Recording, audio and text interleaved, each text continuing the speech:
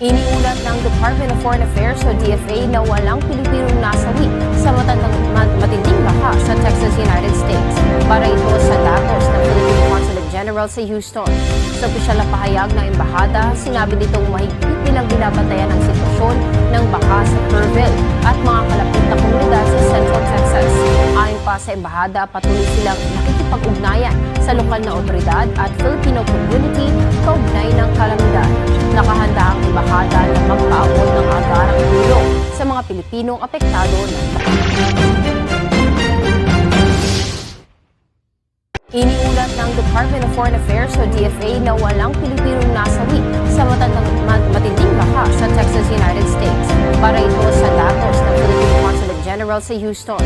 Sa opisyal na pahayag ng embahada, sinabi nitong mahigpit nilang binabantayan ang sitwasyon ng baha sa Kerrville at mga kalapit na komunidad sa Central Texas.